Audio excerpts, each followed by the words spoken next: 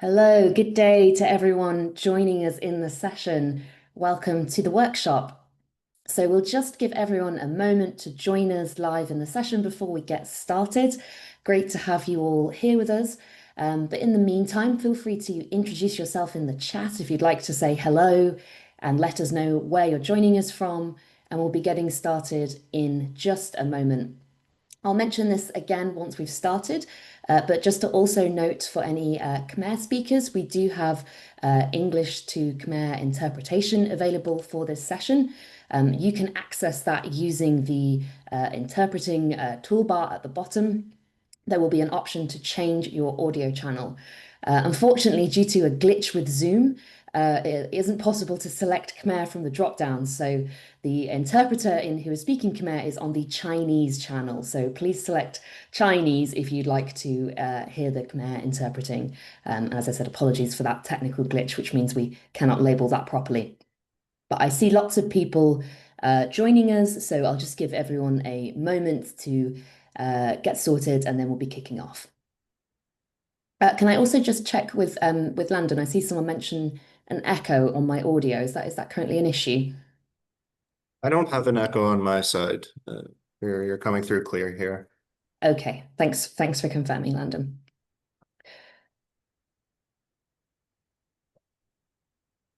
Okay, well, I think we have a good number of attendees now, so I think let's get started. And thanks also to the participants for confirming you can hear me well.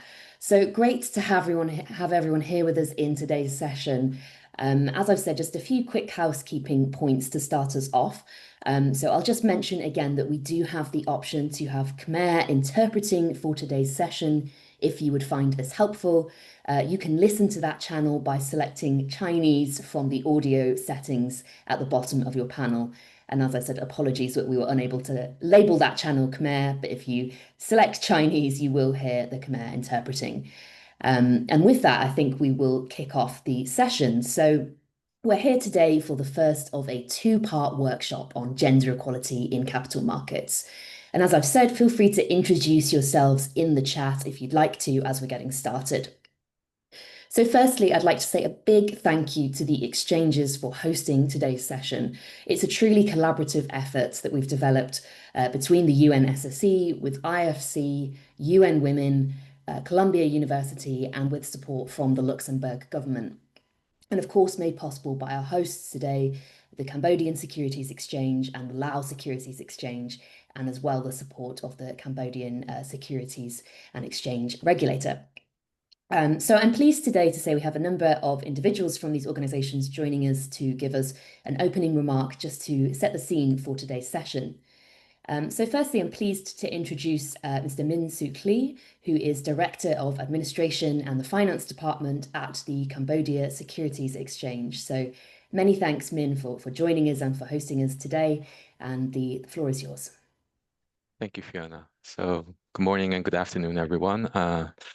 I want to thank all the participants for making this event possible. The CSX is greatly thankful to UNSSE and UN Women for providing this program for our listed and private companies.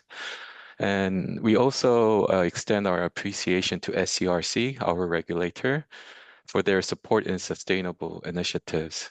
As an exchange operator, we truly believe that gender equality is one of the key success factors for our businesses. We hope that our participants and myself will learn valuable and concrete ways to join the global business community and attract international investors through this workshop. Thank you. Perfect. Thank you so much, Min Suk Lee. That's a great way to start things off. And secondly, I'm pleased to also say we have a second opening speaker. So we're pleased to be joined by H.E. Su Sochit, the delegate of the Royal Government in charge of as Director General of the Securities and Exchange Regulator of Cambodia, or the SERC. So many thanks, Su, for joining us. And again, over to you for your opening comments. Yeah, thank you very much, Ms. Fiona Killenwell, Training Specialist, United Nations Sustainable Stock Exchange, UNSSE Initiative. And also, I would like to welcome colleagues from UN Women, UNSSE Initiative, Cambodia Security and Exchange, Cambodia Securities Exchange, International Finance Corporation, Laos Securities Exchange, and Columbia University Sustainable Investing Research Initiative, and all speakers here. Excellencies, distinguished guests, ladies and gentlemen, good afternoon to you all. Today is my great pleasure to deliver an opening remark for a virtual training on gender equality in global capital market, hosted by Cambodia Securities Exchange and Laos Securities Exchange, and has been developed by the United Nations Sustainable Stock Exchange Initiative in partnership with UN Women, International Finance Corporation, and Columbia University Sustainable Investing Research Initiative. This training is designed to cover the business case for gender equality in finance and introduction to the women empowerment principle, gender indicator in ESG reporting, and global case study from stock exchange and listed company. Gender equality is not just a nice to have. It is a competitive advantage. Business that adopt gender inclusive practices, ranging from leadership and recruitment to procurement and marketing, are better equipped for growth, talent attraction, and effectively serving diverse market. The evidence worldwide is clear. Gender equality benefit business. Companies with higher representation of women in leadership and decision-making role outperform their peers in profitability and innovation and resilience. According to McKinsey research, companies in the top quartile for gender diversity on executive team are 25% more likely to experience above average profitability. The World Economic Forum has also found that closing gender gap could boost global GDP by as much as $12 trillion by 2025.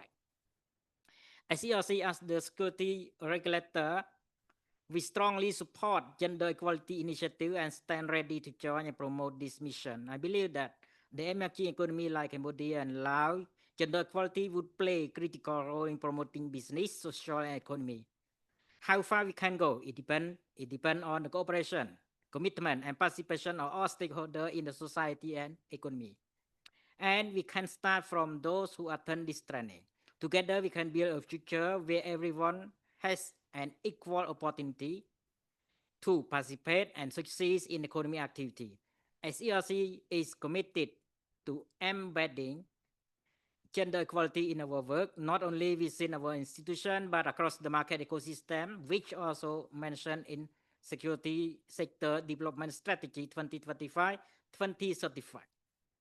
We are working to promote gender-sensitive financial product and investment instrument. We encourage each other to report on gender-related metrics and ESG performance. We strengthen corporate governance framework to include gender consideration. We support initiatives that increase women participation in capital market as investor, entrepreneur, professional, and leader. We promote financial education, which inculcated from young students and youth, with a focus also on girls and young women. We explore the feasibility study to undertake gender assessment of the sector to identify pathways for attracting, retaining, and promoting skilled female and staff in the sector. Excellency, distinguished guests, ladies and gentlemen, we are proud to collaborate with UN Women, IIC, CSH, UN SSE Initiative, LSH, and Columbia University Sustainable Investment Research Initiative, and other partners to amplify the message that gender equality must be at the heart of economy development. Let us view gender equality not just a matter of fairness, but as a vital component of a driving, innovative, and resilient global economy.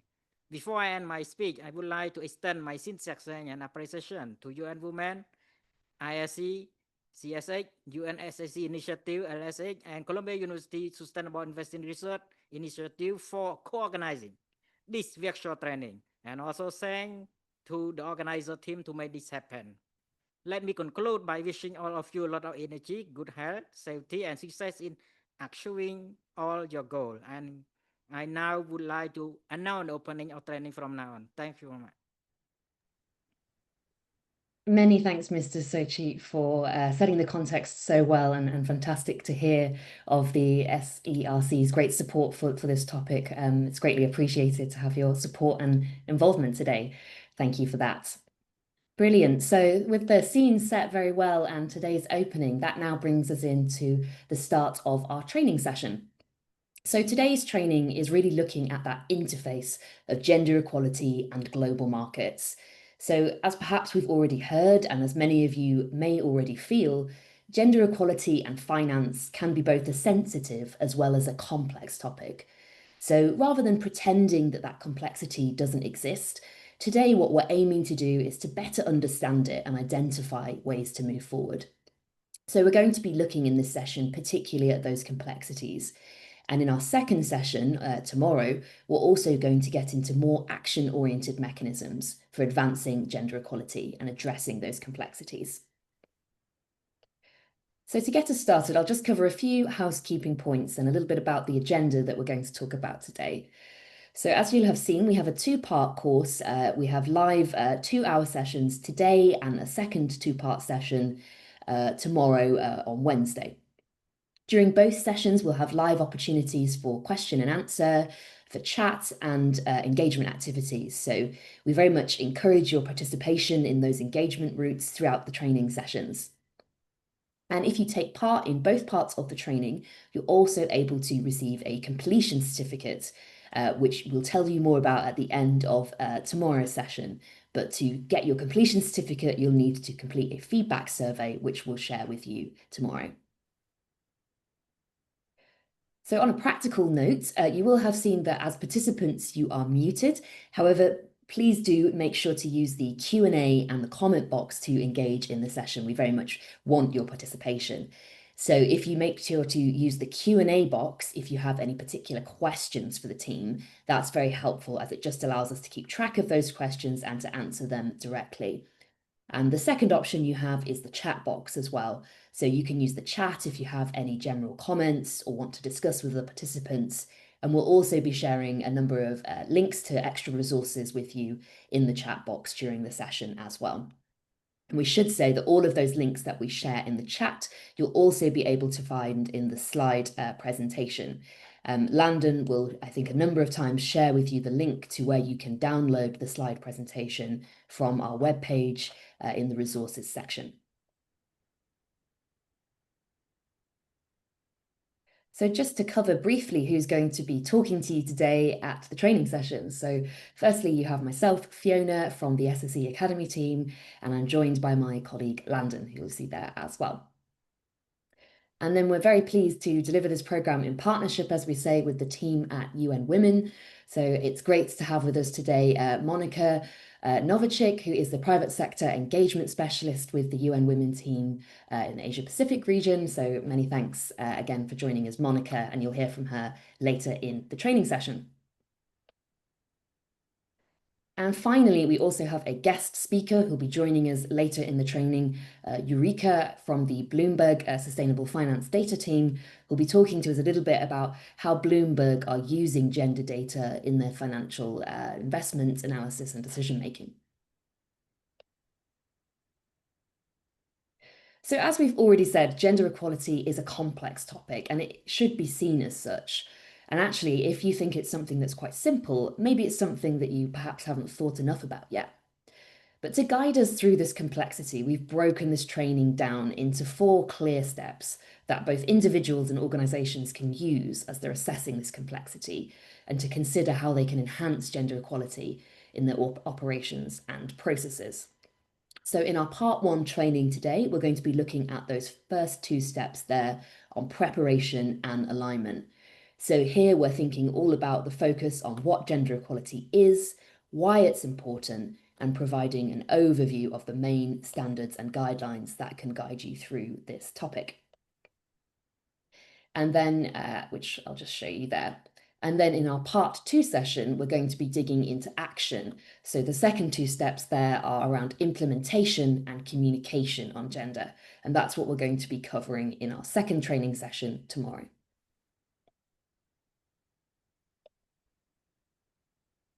And I think another thing that we'd like to say, sorry, before we move on, really, is that, of course, that this is an ongoing process. So whilst in this diagram, we've presented these as nice, neat, sequential steps, we know that, of course, once you started communicating on gender equality performance, that doesn't mean you're done, for example.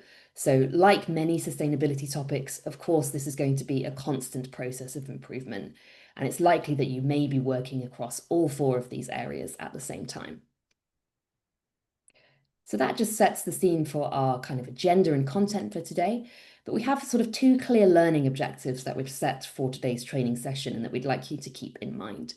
So firstly, we hope to help you to understand why action is needed for enhanced gender equality. And secondly, we hope to help you identify what tools that you can use to improve gender equality within your organizations. Just to show how that breaks down in terms of time across our 2 hours today, we have roughly equal time for the 2 training sections on steps 1 and 2. We'll take a short break in the middle as well, just to refresh ourselves, and then we'll wrap up at the end with some next steps and some resources and questions to take away.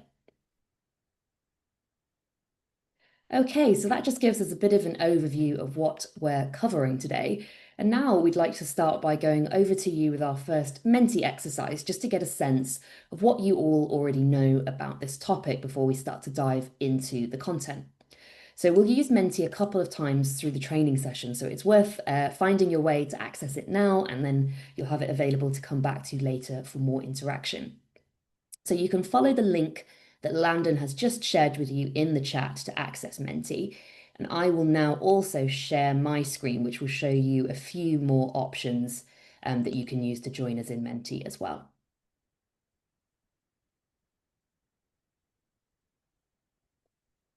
Okay, so as I've said, probably the easiest option is to use that link that Landon shared with you there, but a couple more choices would be to use the, excuse me, I'll just exit full screen so I can show you the QR code. There we are.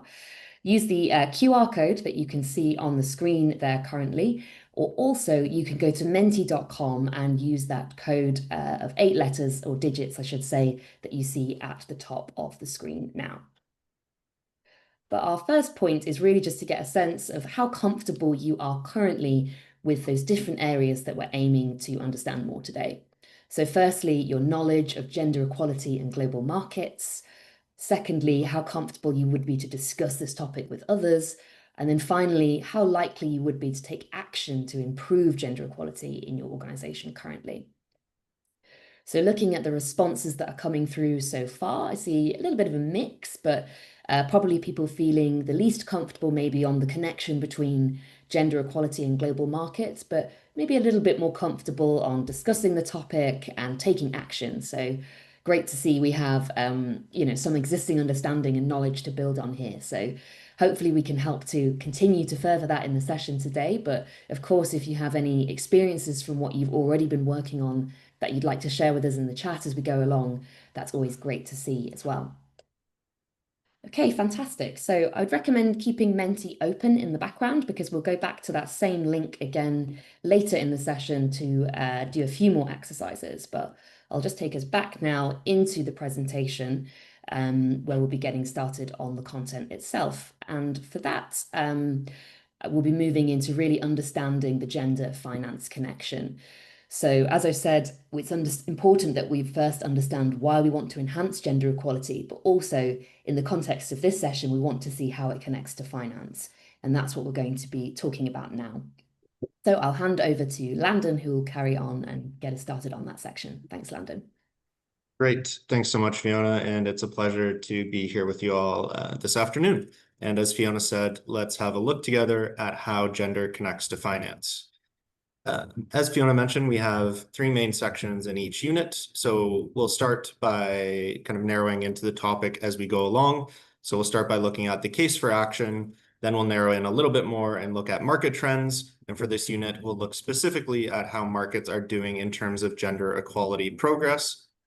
And then in the final section, we'll hone in a bit on terminology that can help us communicate about gender equality. So a natural starting point can be, why does gender matter? And to many of you, that will be a very easy or quick question to answer, but it's an important one to discuss. To get started, it's important to highlight that equality between genders is indeed a human right. It's widely documented that women and girls experience adverse impacts of business activities differently, and often disproportionately than other genders and men. They also face additional barriers in seeking access to effective remedies.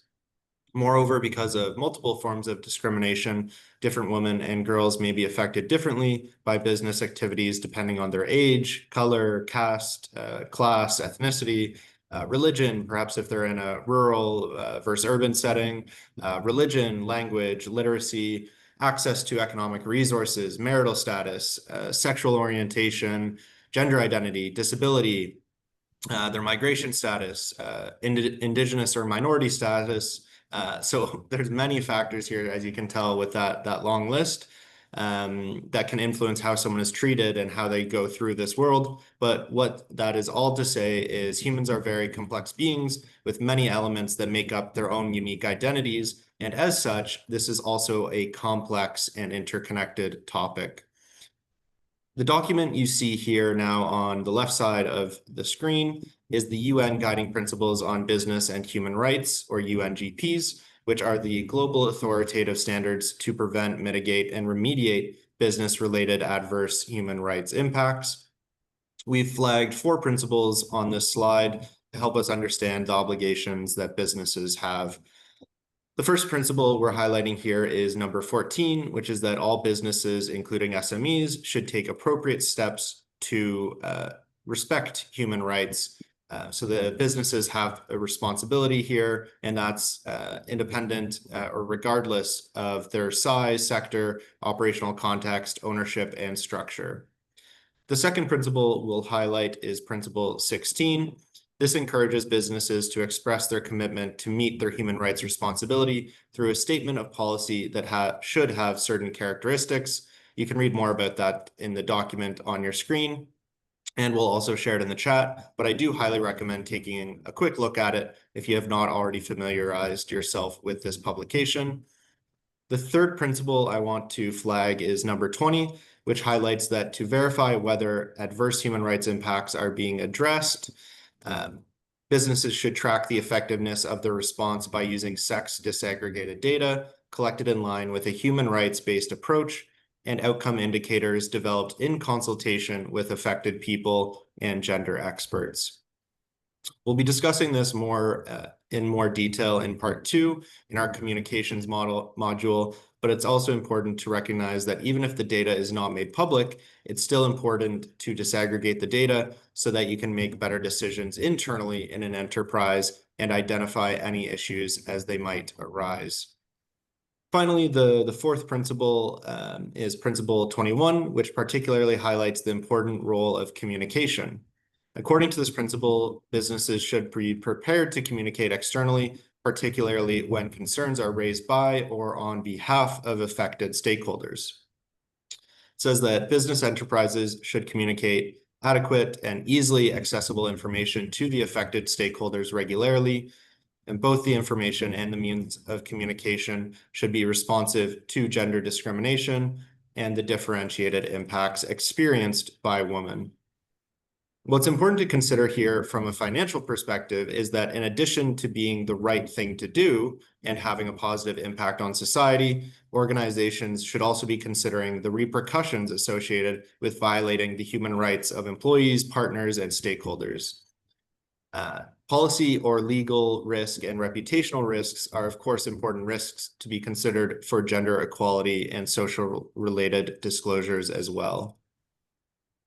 It's also important to note that sustainable development depends on the equality of genders. You might recognize the image here as the UN Sustainable Development Goals, or SDGs. Gender equality is, of course, on its own as SDG 5, one of the 17 SDGs agreed to by member states, but it's also contributing to all the other SDGs.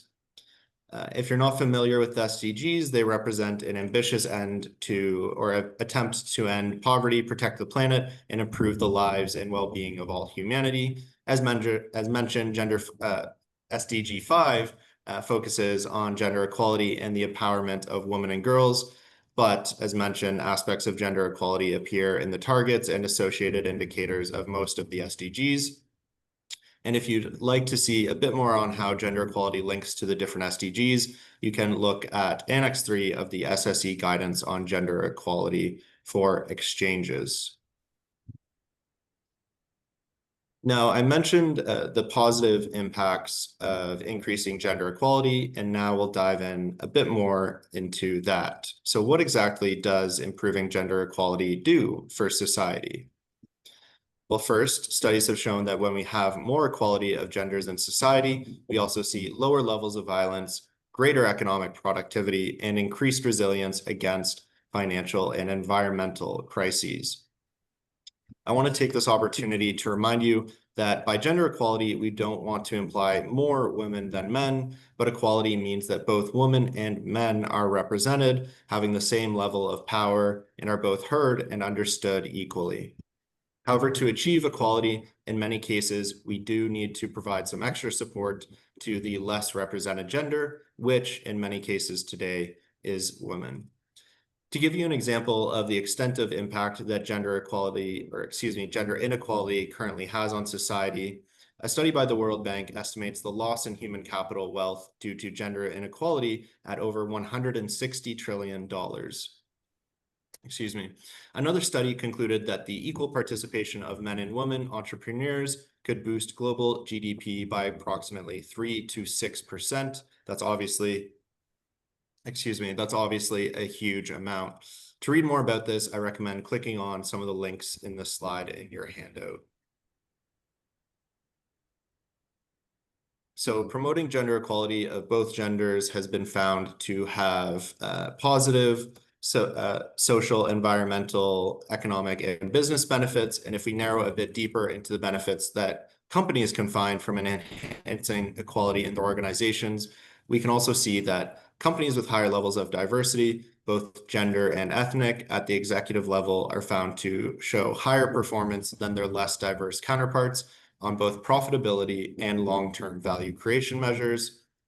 We also see that different genders have different attitudes towards risk. So if our decision makers, e.g. the board and leadership team of a company, are gender diverse across that organization and programs, that can lead to a more balanced decision-making process.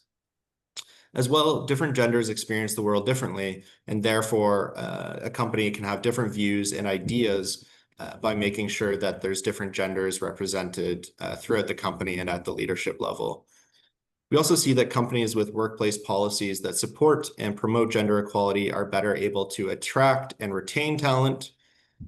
We've also seen gender lens investing, mandated investments globally increase from just 100 million to 2.4 billion between 2014 and 2018. So it's clear there's an ongoing rise as well. And companies with more diverse boards and senior management teams demonstrate better ESG or environmental, social, and governance performance, including having more ethical business practices, enhanced workplace and workforce policies, and stronger community relations.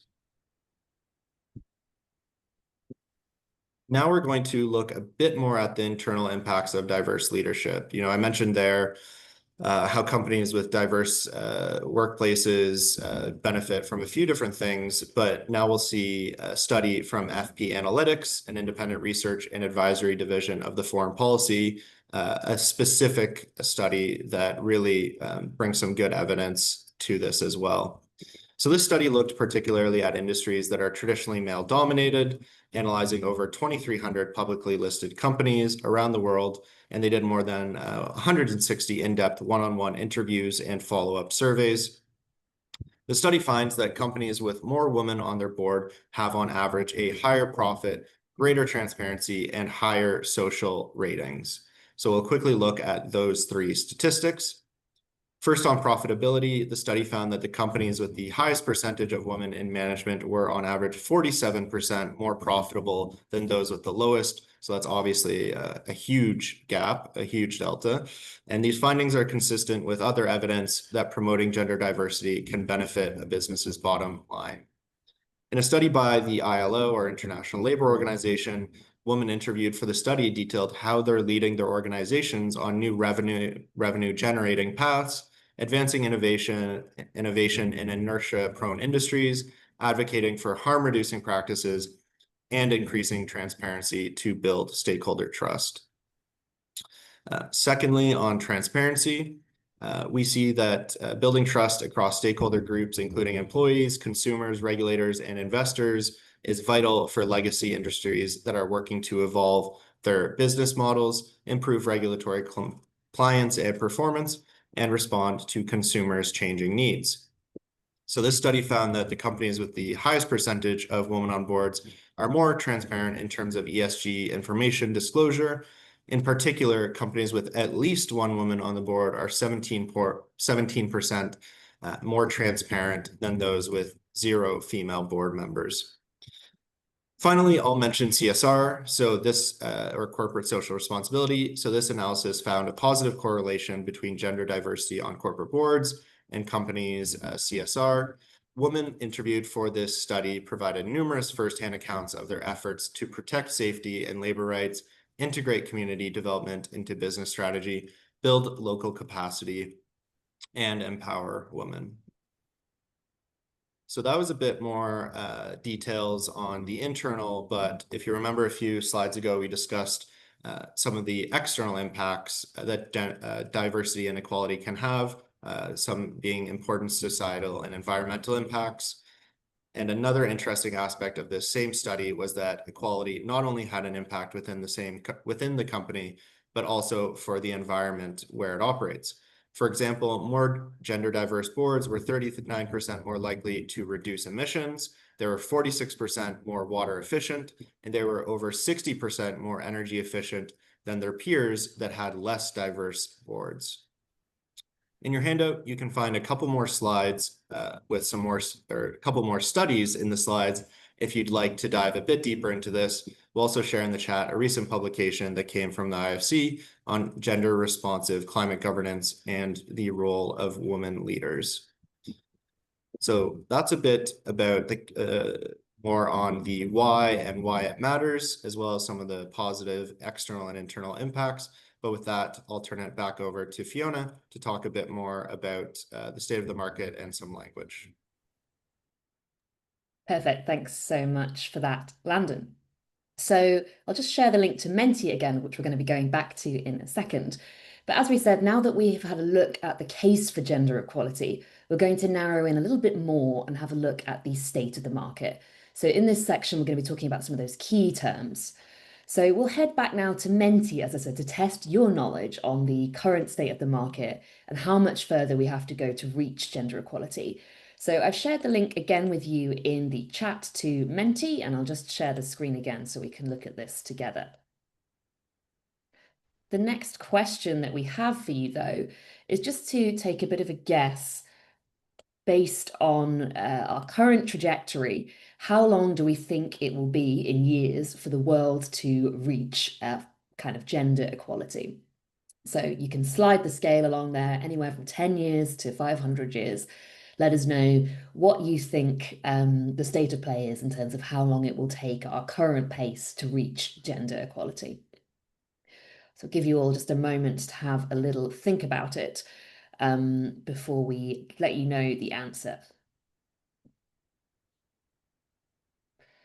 Okay, so just a couple of people who voted so far. So encourage everyone to take part. It's always great to see the range of responses that we get from everyone participating in these things. But from those who've taken part so far, most I think are sort of clustering under 100 years or maybe up to 100 years. A couple of people thinking maybe more like 200, and someone's gone the whole way out to 500 years, which is highly possible, hey? So let's see. Someone else has mentioned 80. It's a bit of a mix, but maybe overall somewhere between 150 to 200 is kind of coming out as the average. So I'll share with you now the answer that we have to this question. So 285 years, unfortunately, is the correct answer here. So clearly a very long time before we'll see gender equality on this trajectory. And this statistic comes from a report by UN Women, which we'll share with you in the chat box, which indeed shows that it will be almost 300 years before we achieve gender equality. I will note that this measure can differ based on how we measure gender equality. So, for example, the latest World Economic Forum Global Gender Gap report, which I think we talked about earlier already, indicated that it could take 130 years to achieve gender equality based on their calculations. So perhaps a little bit more optimistic, but overall, we're not seeing any indication that equality of people based on gender will be achieved in our lifetimes. Okay, so another test for you now, just to see what you think about how this applies in the corporate context. So our next question is to take a guess at the percentage of CEOs of listed companies in your region, I should say, rather than country here, that are women. So maybe you want to guess for Laos or Cambodia specifically. Maybe you want to guess for the region. We'll show you the Southeast Asia regional answer when we share the results here, but you might want to take a little guess based on what you think in your country. So you might be familiar with an American study that went viral that indicated that there are fewer large companies that are run by women than by men specifically named John, which of course is a real indicator that the glass ceiling really remains in place in corporate America. And among the chief executives of S&P 500 companies, for each woman CEO, there are 4 men that are named John, Robert, William, and James. But as I said, that was for the US. So how do we think that varies in your region? So I'm seeing, again, a bit of a mix, but somewhere probably averaging between 10 and 20% is what most people are guessing as the percentage of female CEOs. So let's have a look, as I said, at what the Southeast Asia regional answer was.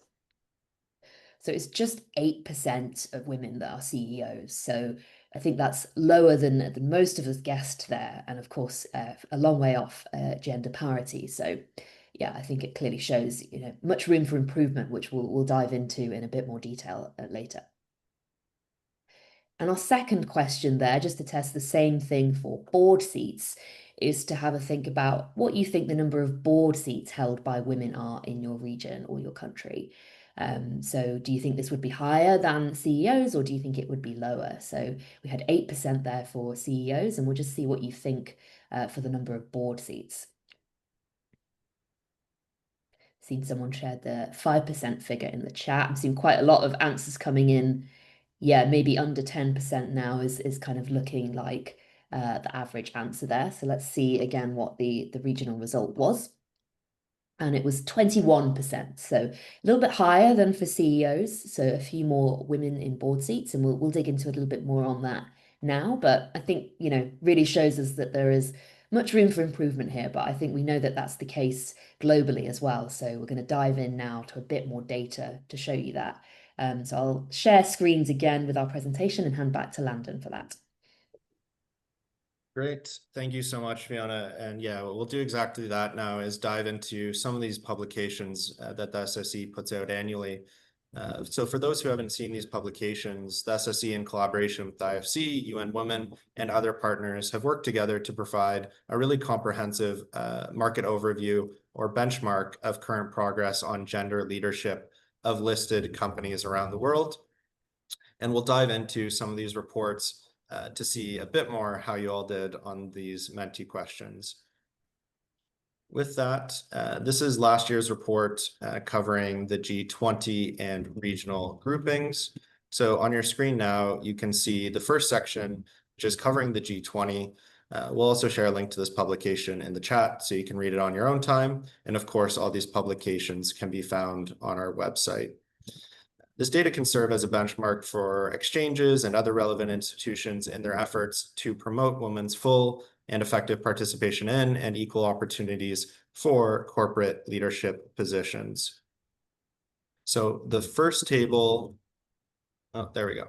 The first table that we see on the screen has the average percent of boardroom seats held by women in the G20, which is about 23%. With an overall positive trend line. You can see a lot of year over year increases. You don't see a lot of stagnation or decreases except for France, but we'll also discuss France in a moment. In case you can't quite see it, the top 5 exchanges in the G20 are located in France, the UK, Italy, Australia, and the USA. Now, back to France, it's also worth noting that France leads the leaderboard for the G20, and they also have a regulatory requirement for women on boards, requiring 40% of board seats to be women. However, even though the percent of women on boards is among the highest in the world, France's female executive leadership pipeline is not as strong. For that reason, in 2021, the French Parliament voted to introduce gender quotas for executive leadership with 30% minimum for either gender by 2027 and 40% by 2030. And we're seeing, in terms of board seats, that they're already exceeding that 40% as of last year's data. Now, we see many countries improving slightly each year.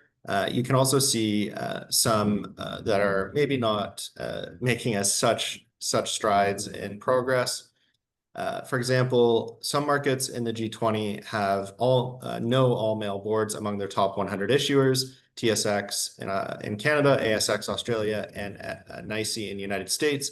But in 11 markets in the G20, more than 20% of the top 100 issuers have male-only boards. So even though we're seeing generally good progress in some of the numbers, we're also seeing some kind of concerning numbers or really concerning numbers in terms of a lot of issuers still having male-only boards. And that's an issue because, as we discussed, gender diversity brings a lot of benefits internally and externally. Now, let's look beyond just the G20 with some regional data on the next slide. When we're taking a regional approach to the data in gender equality in corporate leadership, we find that only 2 regions have over 30%, with Europe and US CanZ. This is significant because it's been highly researched that at least 30% representation is required for a fair power distribution and for the less represented group to be heard. That 30% number is something we'll discuss a bit more in today's session as well.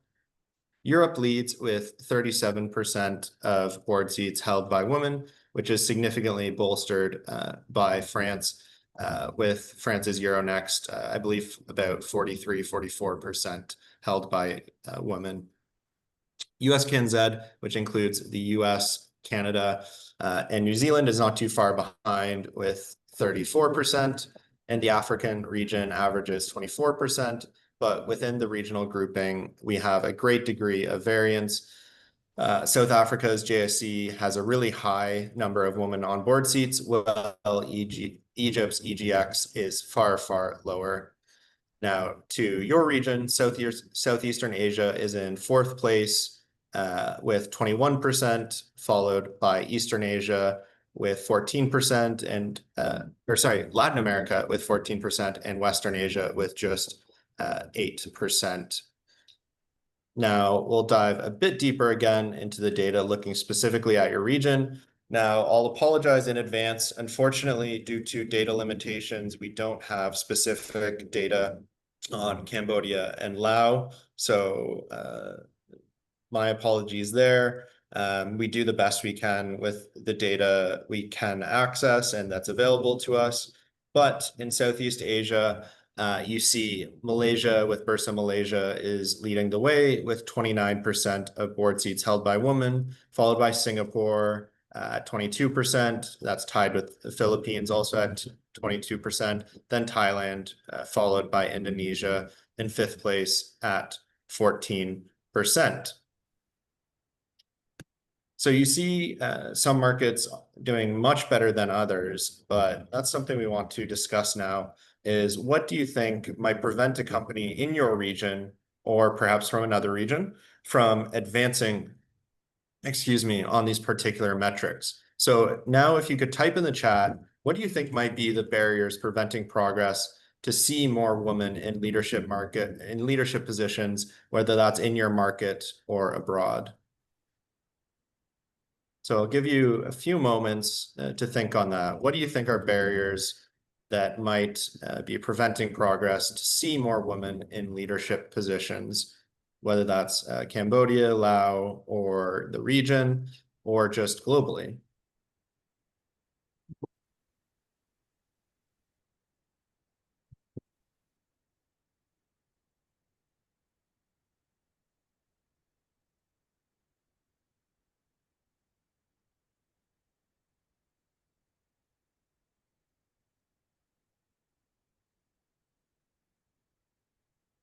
Okay, it'd be great to start getting some answers in the chat.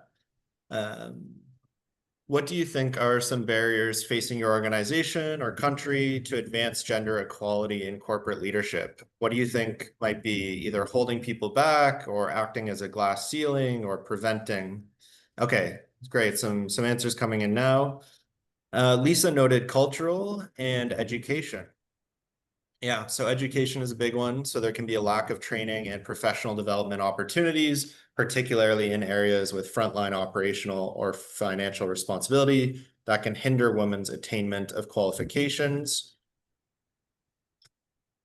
Seeing a lot of answers come through now. That's great.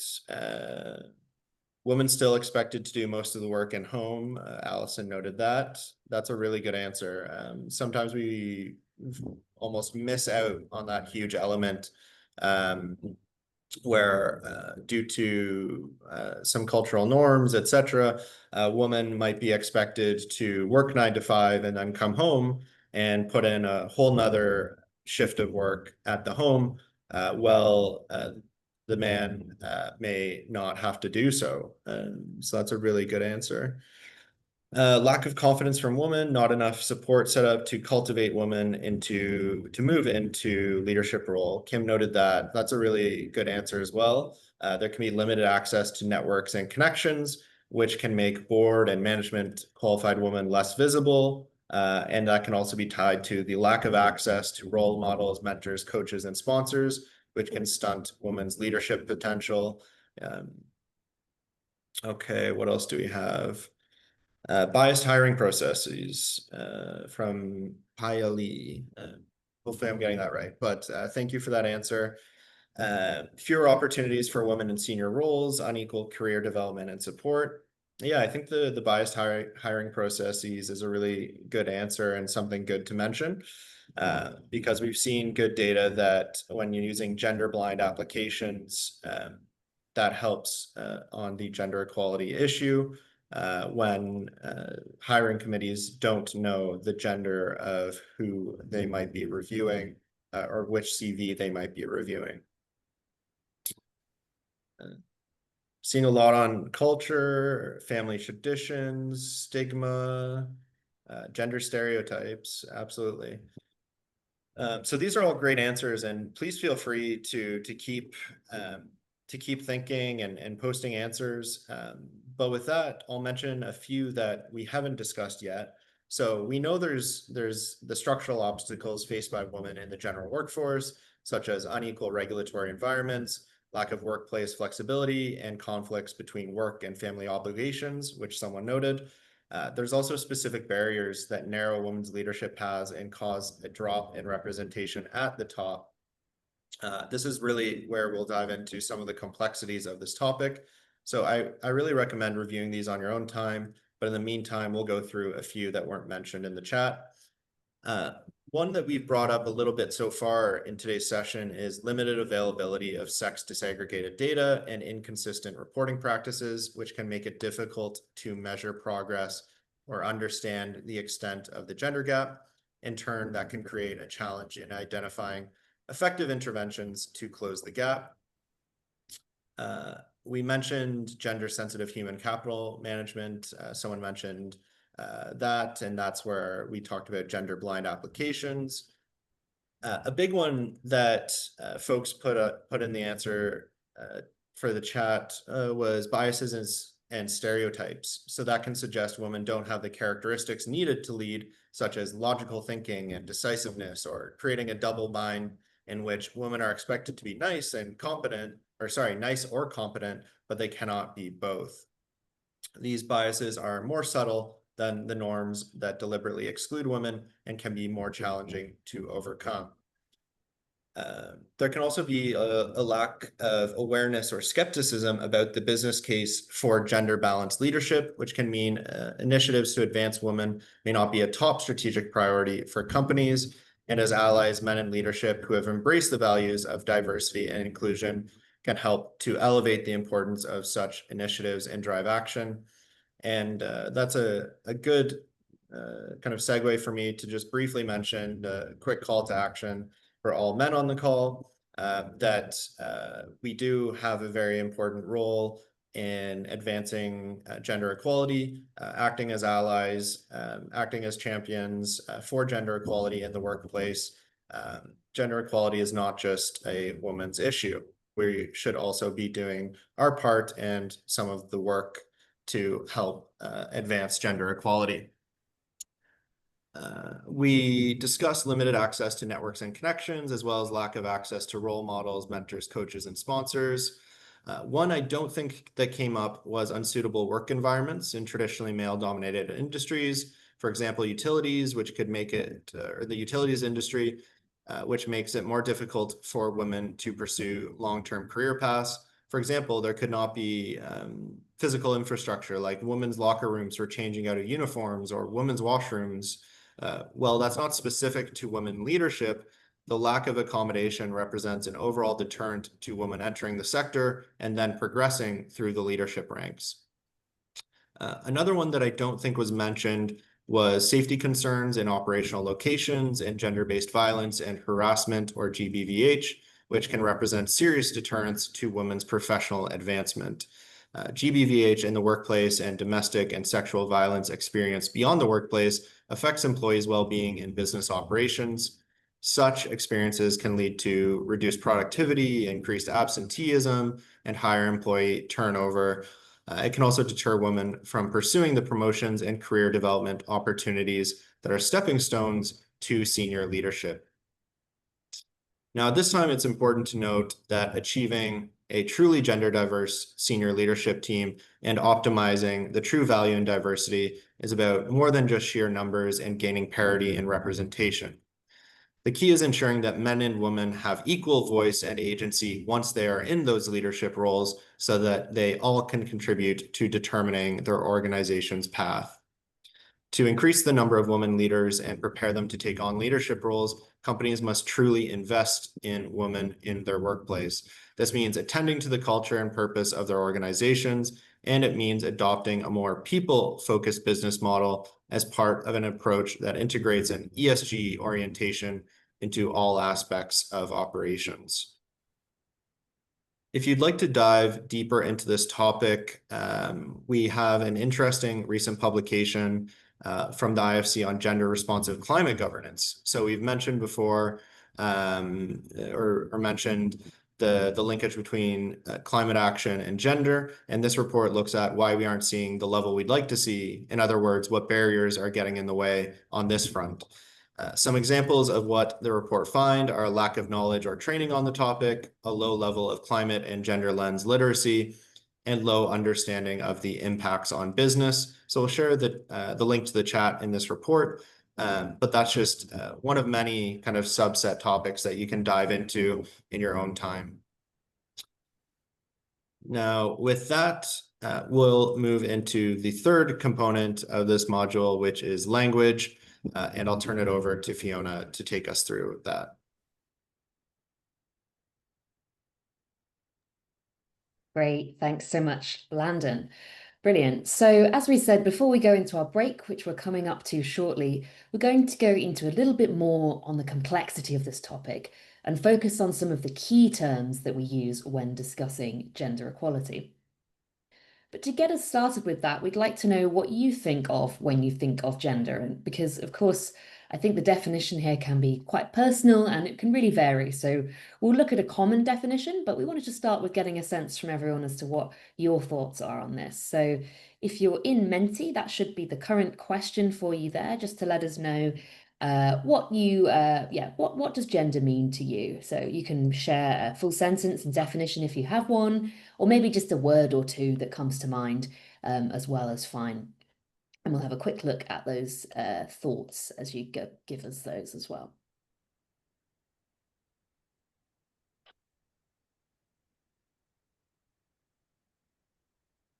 Big question, I know. In some senses, a very simple one. In some senses, it might be a bit more tricky, but feel free to just share anything that comes to mind for you. Maybe it's one word, maybe it's a little sentence, and let us know, what do you think of when you think of gender? Someone has said, Kim has said in the chat, an identification of self. People have mentioned men and women, or maybe female and male. Someone's mentioned sex. social and cultural aspects in a social construct, so maybe slightly different perspectives there. Women's rights or women power, identity. Interesting. Okay, so a few different ideas here.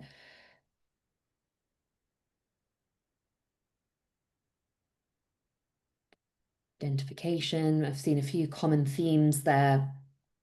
Maybe a little bit of a split, it's fair to say, between those who are sort of framing gender as a social and cultural construct and a choice of identity, and maybe a few people mentioning kind of sex or sort of the binary divisions of men and women or female and male. Okay, and diversity is coming up there as well. Something you're born with, maybe. Okay, great. Okay, thanks everyone for sharing. I think that's really interesting. Lots of interesting thoughts there. Some people saying it's biological, some people maybe mentioning more of a social and cultural dimension. So lots of interesting answers. And as we say, there's no right or wrong necessarily here, but it's also important to have a common definition that we work with for the purposes of talking about this together. So we'll draw from the work of UN Women here to talk about a common definition that we could use for this. So thanks for sharing your thoughts. But I think what we want to really make sure that we're all on the same page on with the definition here is that we understand the depth of gender. Gender isn't simply about your sex, about being male or female. And the purpose of this initial exercise here is to make sure that everyone understands that gender isn't the same as sex. So gender can differ in different contexts and societies. And this is important because it's not really different sexes we always need when we speak about the value of diversity. It's actually different ways of thinking, different life experiences or lived experiences, and different institutional restrictions or freedoms. So whilst the term gender can be quite difficult to define because it may mean something to different people, and I think we've definitely seen that there from everyone's responses, we're going to briefly get an idea of what's included in the complexity of this term. So UN Women defines gender as the social attributes and opportunities associated with being male and female and the relationships between women and men and girls and boys, and as well as the relations between women and those between men. So these attributes, opportunities, and relationships are socially constructed, as a few of you mentioned there. And these are learned through socialization processes. So they can be context and time specific, and they can be changeable. So gender often determines what's expected, allowed, and valued in a woman or man in a given context. And in most societies, there are differences and inequalities between women and men in the responsibilities they're assigned, in the activities that they undertake, and the access to and control over resources, and as well as decision-making opportunities as well. And so gender can overall be seen as part of the broader socio-cultural context, which I saw mentioned as well in Menti. And other important criteria for socio-cultural analysis can also include class, race, poverty level, ethnic group, and age. So I think hopefully we've clarified there that gender isn't as simple as male or female. Gender can be influenced and defined based on nature of certain relationships, on hierarchies, history, context, and on institutional norms. And most importantly, when we're discussing gender equality today, please remember that we're referring to equality of the genders and not simply about increasing women on boards, for example. So you can explore this concept and other gender equality terms in the Gender Equality Glossary, which the UN Women team have developed, and that is linked in the slide handout there. Okay, so with that kind of definition established, we're going to dive a little bit deeper now into another key term I'm sure that you've come across, which is DEI, which stands for Diversity, Equity and Inclusion. And so why is it that we need to think about all three of these aspects together? And let's dig into a little bit more on that here and think about the importance of these three terms as part of the full equation. So starting with equity, this is all around ensuring equitable power distribution among people. So you can think of this as providing women and men with the same microphone that amplifies their voice to the same extent so that everyone can hear them equally. Well, you might be thinking, well, isn't that the objective? Well, not quite, because it's just one part of the picture. For example, if our objective is equity, but there are no women in the organization to fairly distribute the power to, so no one to pick up the microphone, we won't be able to achieve what we're aiming to. And so this is why we also need to consider diversity. And this is all around ensuring representation. So the act of inviting the underrepresented gender to join the board enhances the diversity of a board, for example. So you can think of diversity as being to have enough seats at the table for everyone to be represented. And again, there are differences in lived experiences and approaches here that are important to recognize. So it's not enough just to have the microphones at the table to make sure everyone can speak at the same volume, but also enough chairs so that a diverse group of participants are at the table and willing to speak. However, if we have just these two, diversity and equity, we can still have some issues. So we might have cultural assimilation, and this can be where women feel as though they have to act like men in order to fit in. And then potentially, if we have that, we're going to struggle to get them to stay on the board, and we won't necessarily be benefiting from the diverse perspectives that we're aiming to gather here. So it isn't good to give someone the microphone if they're not able to speak, or alternatively, to claim by giving someone the power based on their appearance alone is achieving diversity, when really what we need is to include those different ways of thinking. And that is why we also need to have inclusion as part of this equation. So this is all around the behaviors and practices of making members of the organization feel welcomed, giving them equal opportunity to connect, belong, and to grow. So overall, that they can contribute to the organization, advance their careers, and feel comfortable and confident to be themselves. So to bring it all together, we can say that diversity is around being invited to the boardroom or the meeting, whatever context. Equity is then having the empowerment to speak at that meeting. And inclusion is around being listened to within that board meeting. But of course, as I've said, this goes further than the boardroom. That's one example and should be considered across the organization. And when we bring all of these three elements together of diversity, equity, and inclusion, we have the end goal, which is equality. And I think we've shown here, hopefully, that equality really depends on having all of these three aspects in balance. So if we have diversity, but we don't have equity or inclusion, that change isn't going to be sustainable. And equally, we can talk about equity without diversity, and then we're not necessarily going to be making progress. So it's something to really keep in mind as we work through the agenda in today's session and tomorrow as well, that really we're trying to think about the broad benefits that we can bring here from thinking about these three things together. So if you look in the handout, you'll be able to find a more detailed version of this diagram as well with an extra slide. And you can also see a little bit more about this at the link we provide on the slide there. Okay, so hopefully this is a good opportunity to pause, and we're going to take a quick break now just for 5 minutes to allow you to refresh, reflect on what we've covered so far, or maybe grab a quick drink as well. So as a quick reminder, we do have the Q&A box available, so do make sure to ask your questions if anything's coming up so far for you that you'd like to get answered throughout the session. But otherwise, I'm going to start this timer now, and hopefully we should have some relaxing music for you, and then we'll restart the session in 5 minutes' time when we're at the end of the timer. Great, thanks everyone.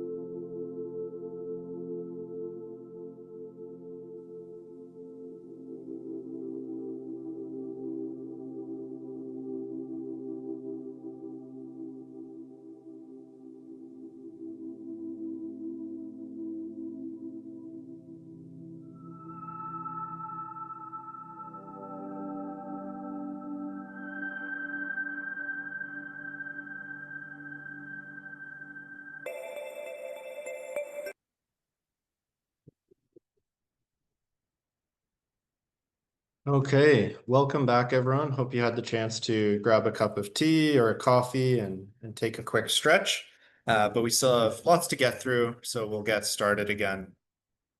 So thanks to Fiona, we have more of the initial concepts and definitions clear. Let's dive into some content and start with how we can enhance, excuse me, how we can enhance an organization's performance on gender equality. The objective of our next unit, Align, is to ensure that your practices align with the global best practices and standards, as well as any local or peer practices that should guide your efforts. We'll begin by looking at the global principles that companies can use to enhance their practices on this topic, and the global standards we're going to discuss today are the UN Women's Empowerment Principles, also known as the WEPs. Before we go into the WEPs, I'm going to look to get a sense of your current familiarity with the WEPs. So if you could let us know via the poll, is your organization a signatory of the UN Women's Empowerment Principles? So if you know, yes, great. If it's no, excuse me, please answer no. And if you don't know, that's understandable. And please hit I don't know.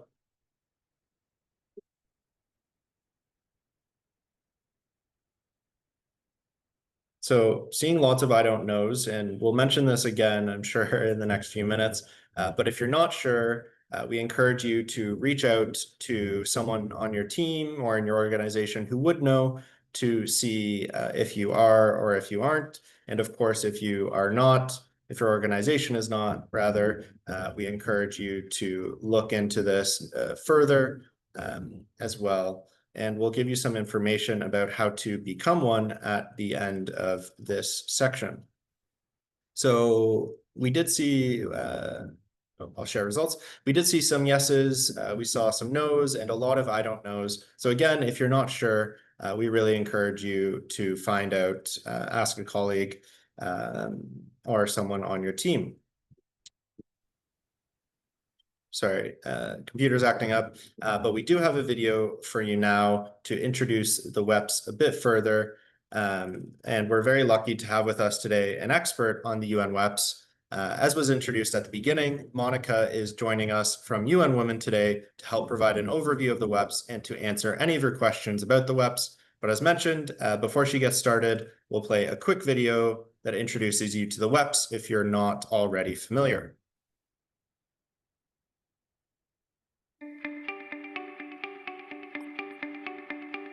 Think about the impact of a signature. Think about the magnitude of a global movement. Think about the difference you can make and the power of transformative change. By signing the Women's Empowerment Principles, you can galvanize your shareholders and stakeholders to drive change in the workplace, marketplace, and community through a framework of 7 principles. Brought to you by UN Women and UN Global Compact, the Women's Empowerment Principles are a roadmap for business sustainability, innovation, and productivity. Businesses by the thousands and in every sector are becoming part of this world-changing movement to advance gender equality. Businesses that become models for attracting talent, entering new markets, serving their communities, and measurably improving the bottom line. Because gender equality means better business. Don't miss this moment to make a lasting impact on your employees, suppliers, customers, and investors. Join leading companies already on the journey to greater sustainability and growth. Commit to the Women's Empowerment Principles and make today your organization's signature moment.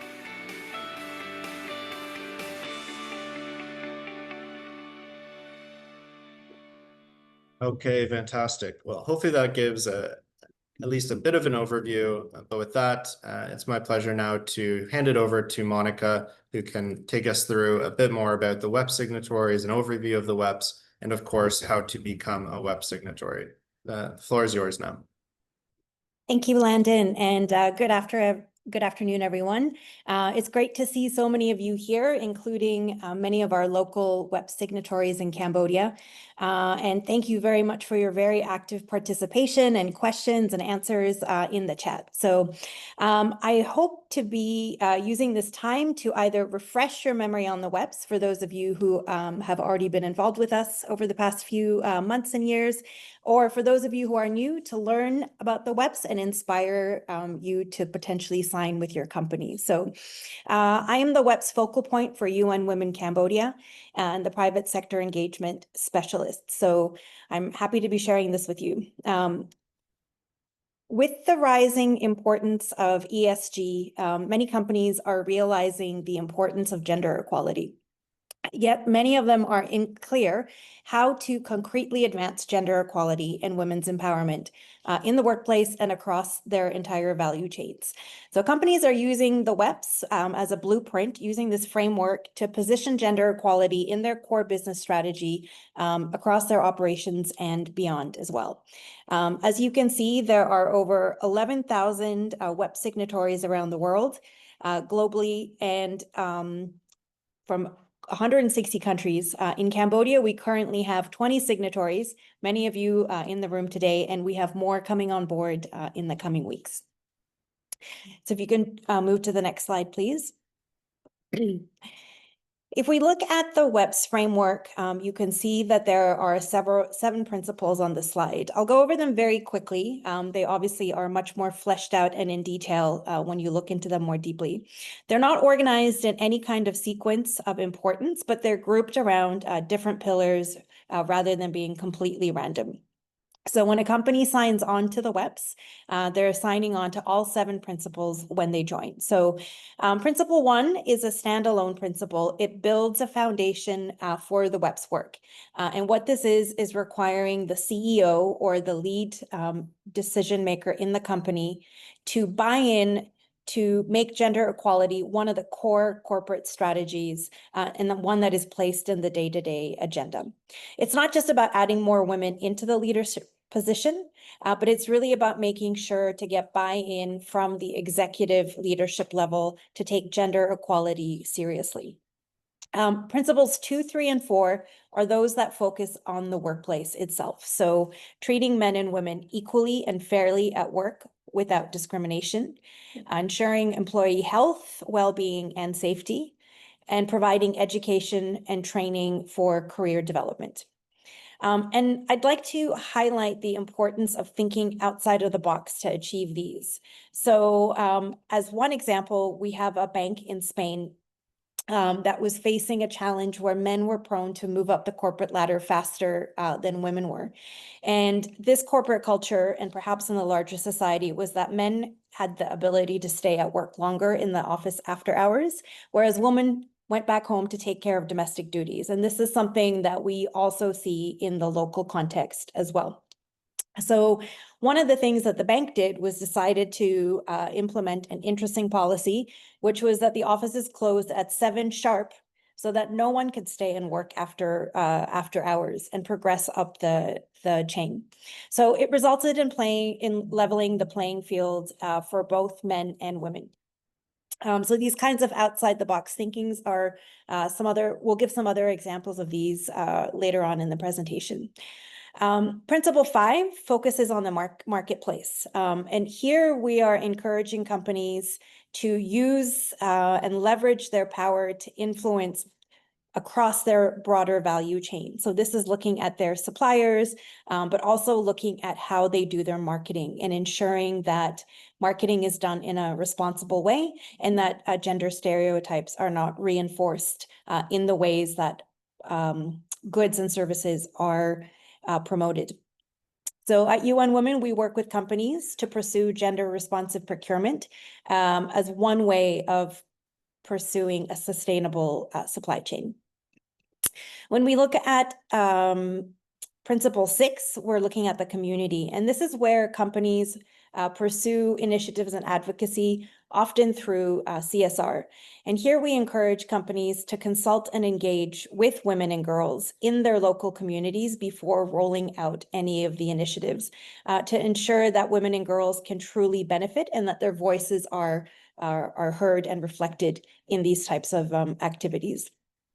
And finally, but also not least important, is Principle 7, which is the underpinning principle to measure the results of these initiatives and activities. So we recommend companies to regularly collect data from internal and external stakeholders so that they understand their perceptions and their needs regarding gender equality, and that they're able to report publicly as well.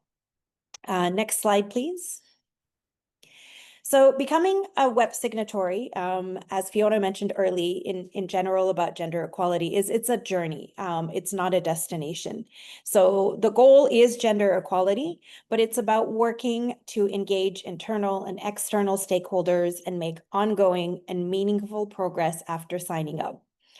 When doing so, we encourage companies to tackle deeply rooted systemic inequalities rather than just taking the easy road and putting in and implementing actions that other companies have done. So the image in this slide shows the steps after signing up. Companies are expected to activate their internal stakeholders while showing the company commitment to gender equality on their profile page.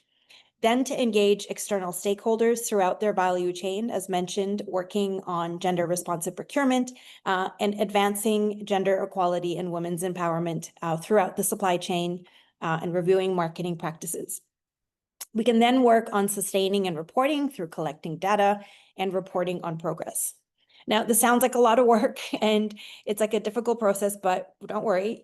You have over 200 tools and resources to guide companies on how to work on the web. So once a company becomes a web signatory, they have access to our platform. And on there are a lot of tools and support, policies and templates that companies can use to help them on this journey.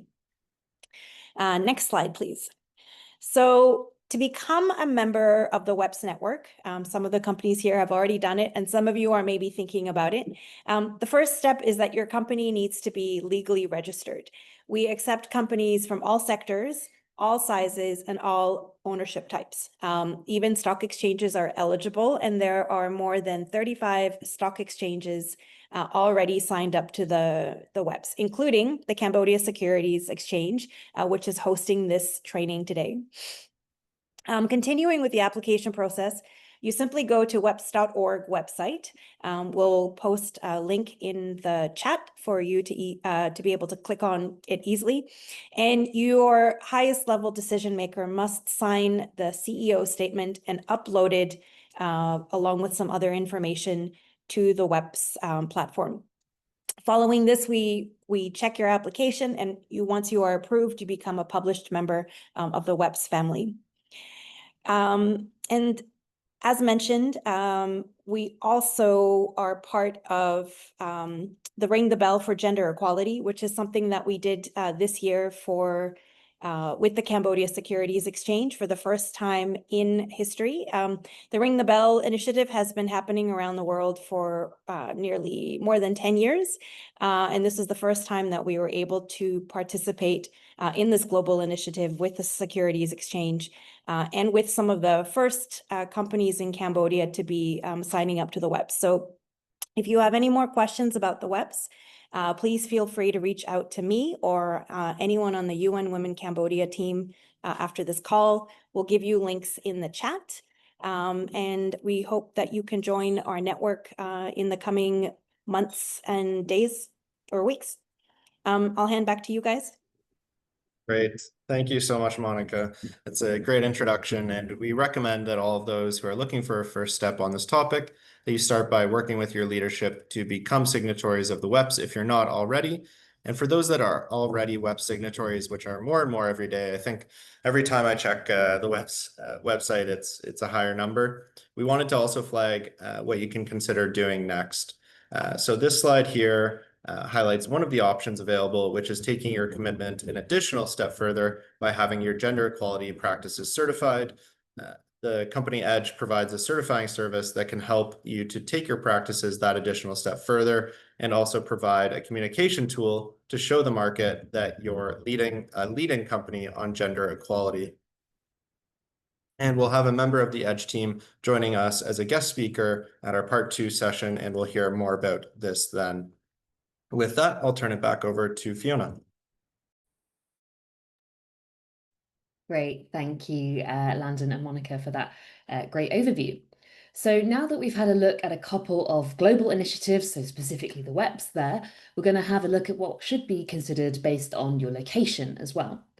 And one of the key factors that should be considered based on where your company is listed, and as well as where its main operations are, is regulations. So we'll discuss as well what we're seeing from a regulatory perspective. So on this slide, we can see a number of markets where there's some kind of gender quota or requirement set for listed companies. And this is from a past report published by the SSE. And on the right, you can see the current status of gender diversity on the boards in these markets, as well as the percentage of female board chairs and CEOs. So one question we often get asked is whether or not quotas or mandatory requirements work, and if this should be something that's implemented in a country. And so this is a hotly debated topic. And if you'd like to dig into a bit deeper, you can review some extra slides that we've included in the handout here.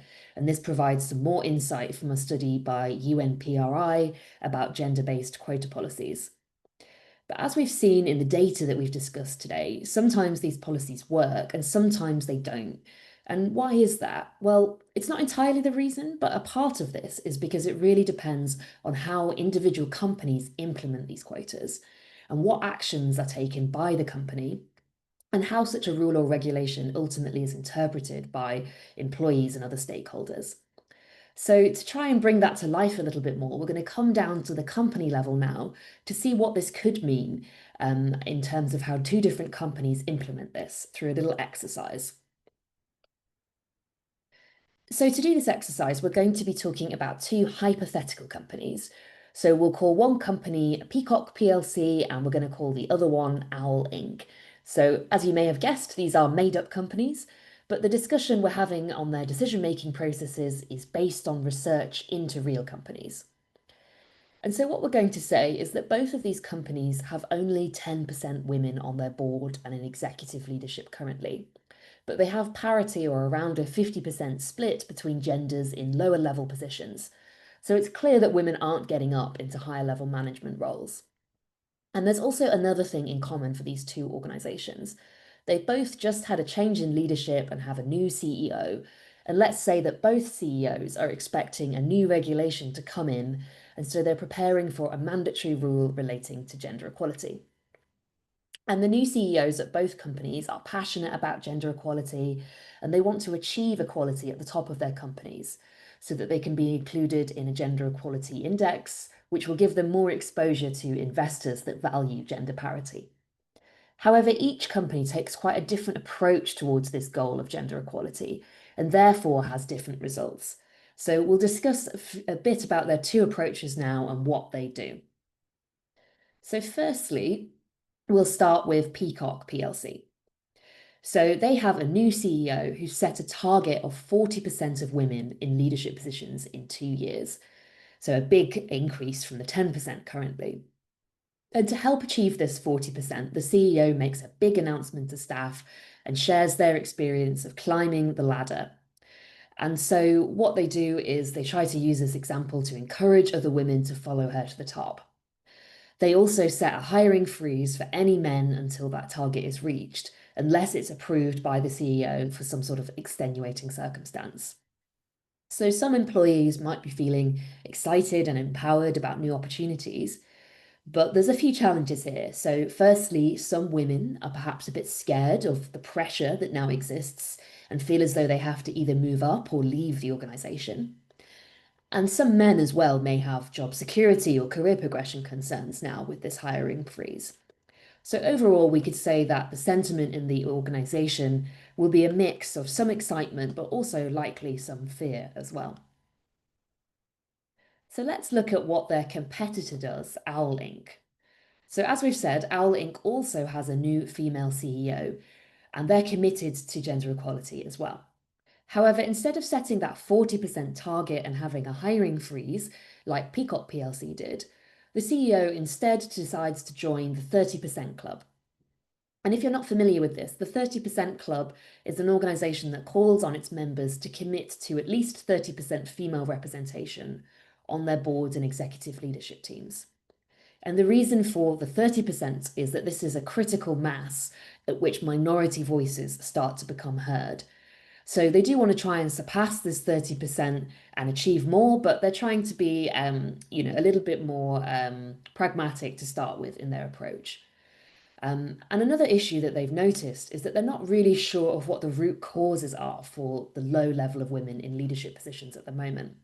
And they're confused why, they've got lots of women in operational roles that maybe aren't moving up the organization.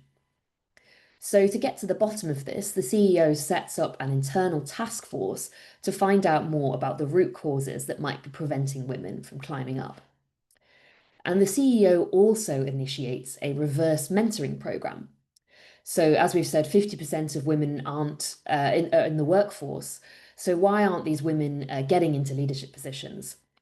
And so a reverse mentoring program allows the leadership to hear about their experiences and benefit from the diverse perspectives of their colleagues at an operational level.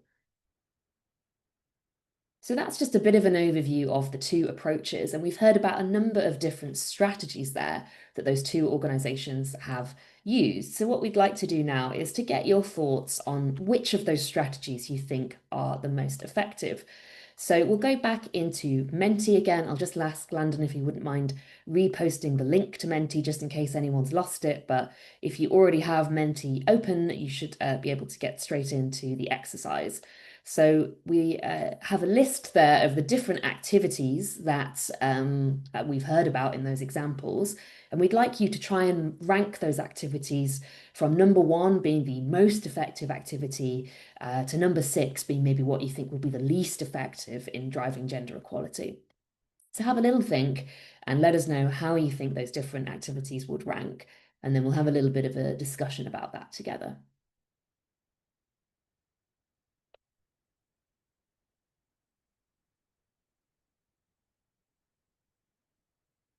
Okay, see the first response is coming in. I'll give everyone else a moment just to have a think. And there's no right answers to this question, of course. This is just your own opinion. So feel free to just have a go. Don't worry about getting it wrong. And let us know, which ones you think would be most effective in your view.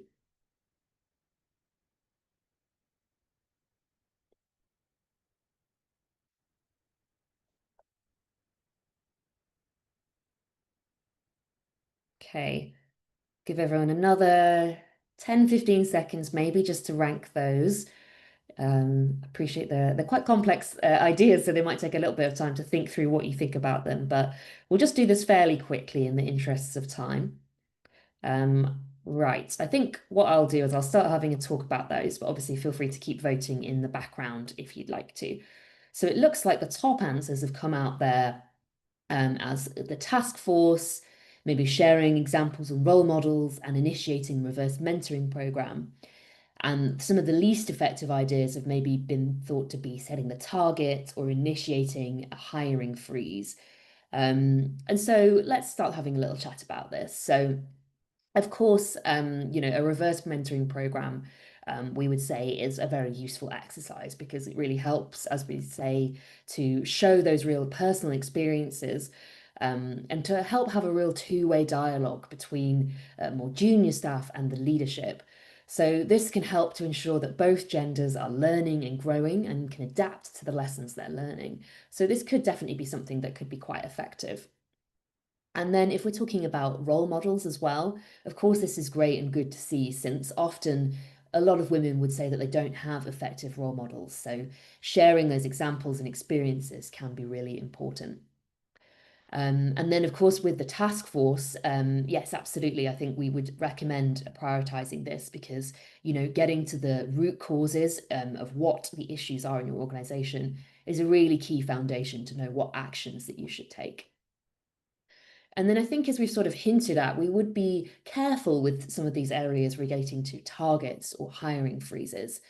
So, initiating a hiring freeze has some challenges because this can really potentially create some issues in terms of, staff morale and feelings of fairness in the organization. So if we remember that equation of diversity, equity, and inclusion that we talked about earlier, of course, having a hiring freeze could, be seen to feel as though it's excluding members of the workforce and perhaps won't necessarily drive the culture that we want to see.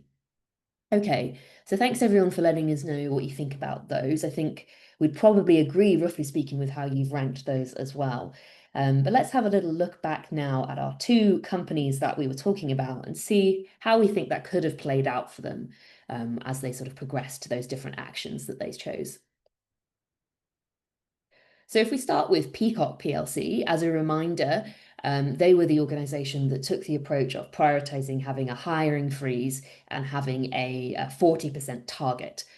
So this target did mean that they saw some immediate progress, but of course they didn't take any time to understand the underlying issues that were the root cause, and which meant that there wasn't that much success in promoting women. And it also demotivated men in the organization who felt like they had less job security and opportunities to grow.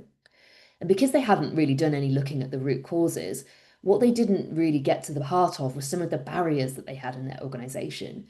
For example, some issues with their working culture, the benefits that they had available, maybe some pay gap issues and unconscious biases.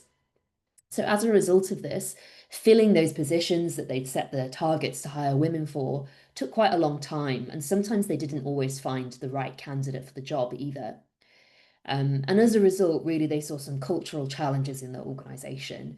So there was a higher turnover, there was less innovation, and overall, while the CEO had great intentions, this approach didn't necessarily effectively achieve what they were aiming to do with getting that higher level of women into leadership positions in a sustainable way.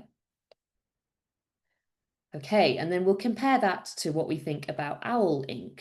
So as I said, while Owl Inc. had similar ambitions and intentions, they took quite a different approach. So it's important to note that this approach of kind of prioritizing the task force and reverse mentoring would have required more upfront investment and resource than perhaps Peacock PLC. But we think that that will probably pay off in the long run. So by taking a more holistic approach, Owl Inc.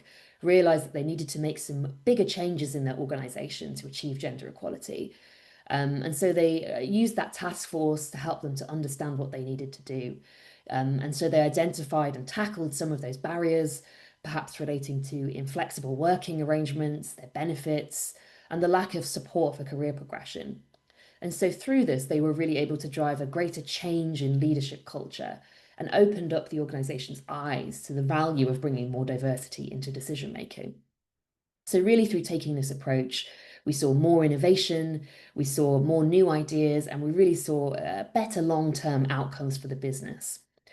And also because they had more retention and progression of staff within the organization, they were able to save resources associated with external hiring costs and use that money to instead train and educate their staff members and drive further long-term benefits. So hopefully, just a fictitious example there, and of course, a little bit hypothetical, but hopefully helps to illustrate how really thinking about culture and how to implement a target and achieve a regulation can drive quite different outcomes. So as we've touched on there, regulation really does depend on this corporate culture note. So we won't go into all of this in detail today, but I'll just share with you this slide briefly, which you can look at in more detail in the handout. And it gives you a useful set of ideas that you can look at to try and get to the root causes of what might be driving issues of gender equality in your organization. So something to think about a little bit and hopefully avoid those mistakes that were made by Peacock PLC there. Okay, so in the interest of time, I think I will skip this poll just to keep us on track and make sure we've got lots of time for our guest speakers. So after looking there at that global and local level perspective, we're going to be focusing in on the level of companies and looking at some peer group practices to stay ahead. So for that, I'm very pleased that we have Monica here with us again to share some examples from UN women's experiences. So thanks, Monica. I see you're there, so I'll hand back over to you for this section. Great, thank you so much. Oh, sorry, just lost my notes for a second. So what are the key criteria of these examples that are listed here? And as Fiona mentioned, and in the examples we saw, it's really important to dig into the root underlying causes of gender inequality. And one key element is trying to do things in a different way, but systemizing these efforts. And this is one of the key criteria. So in our experience at UN Women, we have a bank in Sweden that had a gender pay gap regulatory requirement. So they started to categorize different roles and categories in their company to better respond to regulatory requirements. In Latin America, and an airline there, they set out the objective of having gender equality amongst their pilots, but they didn't have enough people in the company to promote or have long hours of training. So they bought simulators to overcome that barrier. And as I mentioned in an earlier example about the bank in Spain, where they realized that men were able to stay longer working hours into the evening, whereas women had to go back home. So they set a 7 p.m. Working end of work day for everyone, helping to articulate the importance of equal opportunities. And for that final example, if we localize it to at least the Cambodian context, we know that many female managers often leave at the end of the working day and start another working day at home with their family responsibilities, whereas their male colleagues often, most of the time, they have the freedom and the opportunity to meet clients socially. They can join networking events, they can close deals after hours. And so a question for all of you here would be, how could a Cambodian company think outside of the box and address these root causes to support female team members to have equal chances like their male counterparts?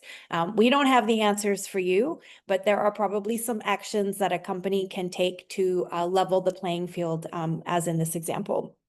So a key here is systemizing the processes. So it's not just a matter of copying these examples like from peers or other companies, but really to learn from internal creative solutions and also the local cultural context and regulatory environment.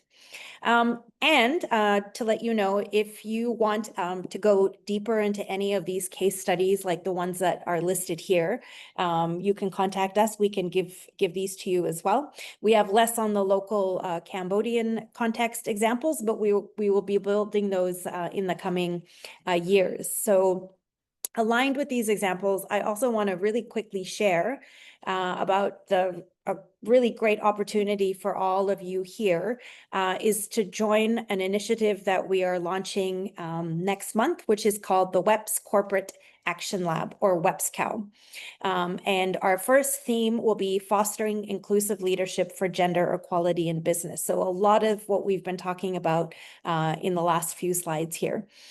This is going to be a 6 to 9 month journey where we collect a group of committed companies to come together and to tackle real world challenges, to co-create solutions and test actions that actually work for your company, for your context, and within the reality in Cambodia. So we don't give you the solutions, but we work with you to create and test these solutions, which is really about getting to the root causes of some of the challenges we are facing and moving beyond just good ideas to practical and measurable change. So we'll be kicking off things with an information session this Friday. My team will share the link. You're all welcome to join this Friday at 10 a.m. Online, and to learn about how your company can be a part of this really exciting program. So I'd love to see many of you there. Please bring your questions and maybe even some of your initial ideas for change. So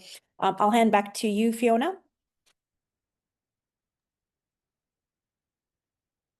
Great, thanks so much, Monica. Sorry, my camera sometimes goes a little bit blurry when I've, there we go, focused it again. Thank you for highlighting that, Monica. Fantastic to hear about that.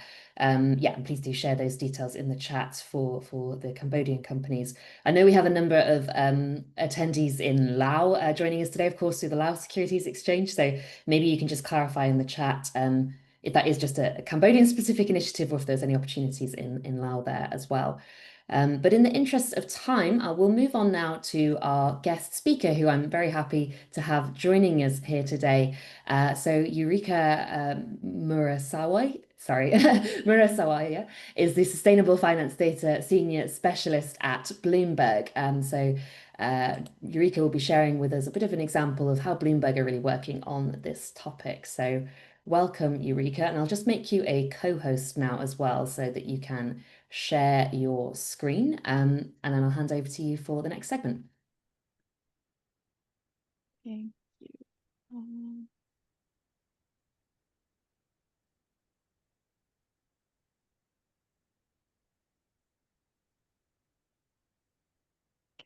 Great, we Are see you that able to well. see my? Okay, perfect.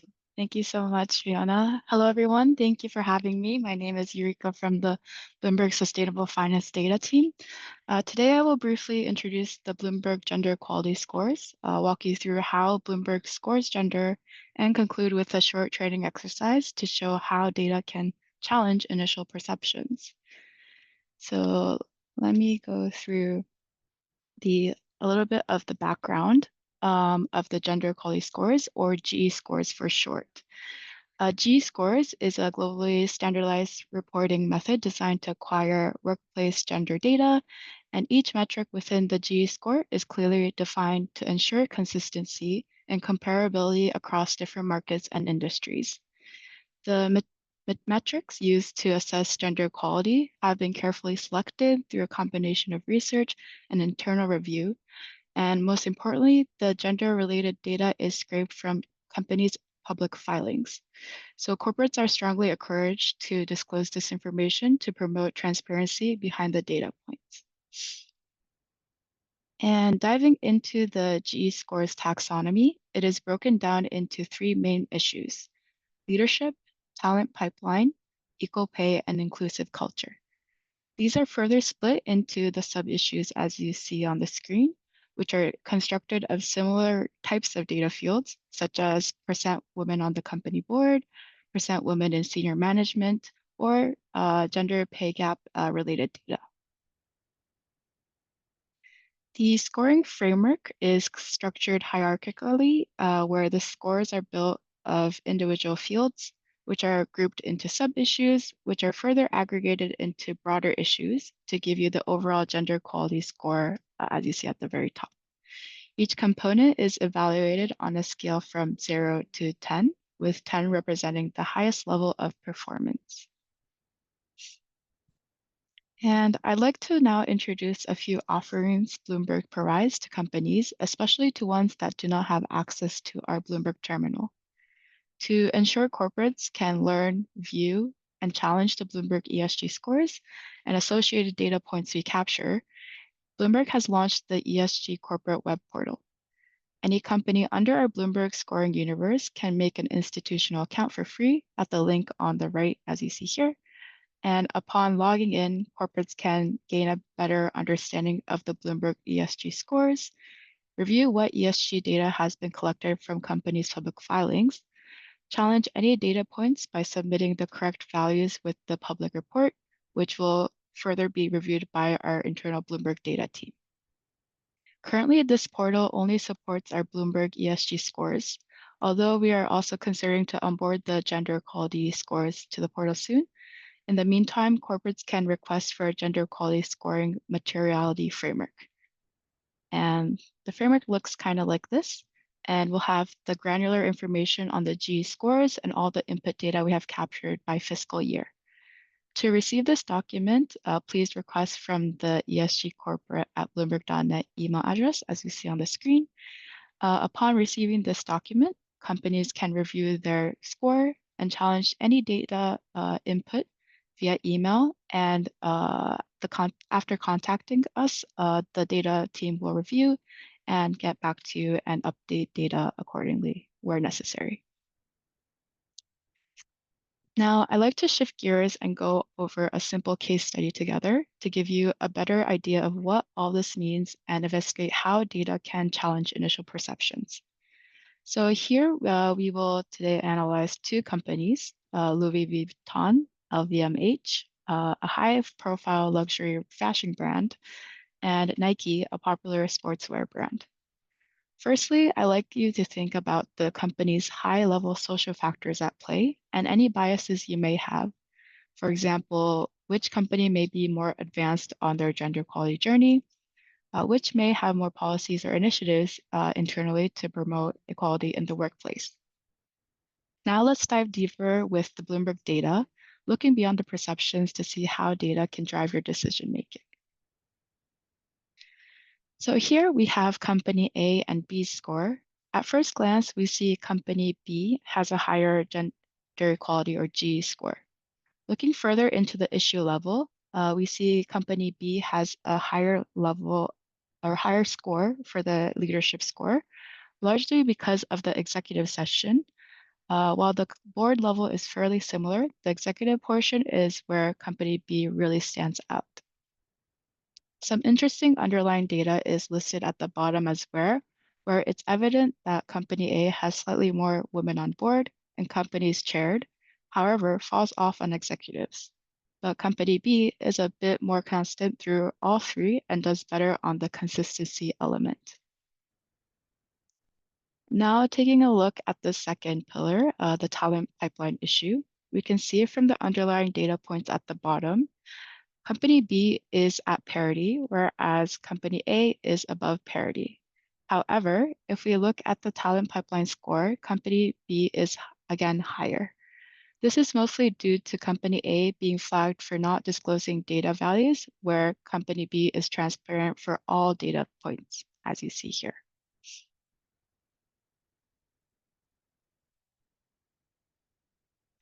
And lastly, for the equal pay and inclusive culture issue, or the benefits available in the company, again, for the overall pay and inclusive culture score, company B is doing slightly better than company A. For this issue, most of these data points are binary, as in yes or no, where 10 means they have a policy in place and 0 means they don't. For example, anti-sexual harassment training, backup family care are areas we can see the biggest difference. But both do not disclose parental leave data, which would also be a big impact in the area as well. Now, as a checkpoint, I like to take a quick poll.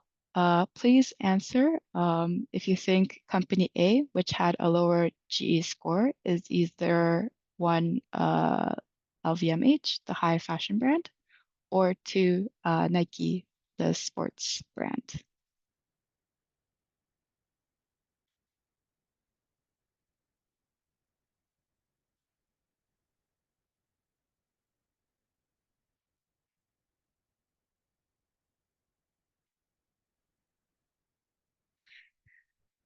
Just a few more seconds.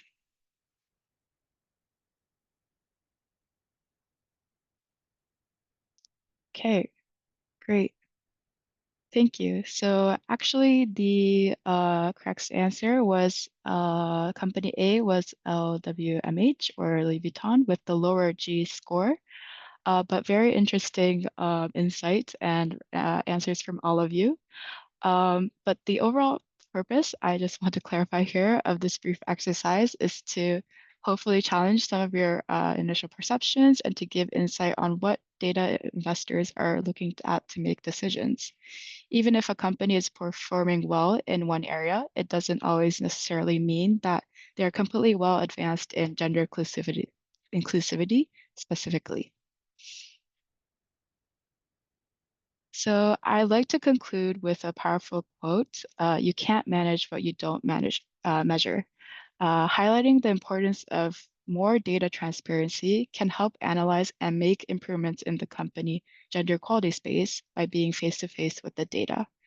Hopefully you found that interesting, and if you have any questions, feel free to reach out or get in touch. Thank you. Brilliant. Thank you so much for that, Eureka. Really appreciate it. And I think really brings to life some of what we've talked about there about how we can really use data to help us get to the root causes of some of the issues here and take a balanced approach. So really appreciate you sharing that with everyone. Fantastic. So I don't think we have any questions. So I think that will bring us just to wrapping up the session now.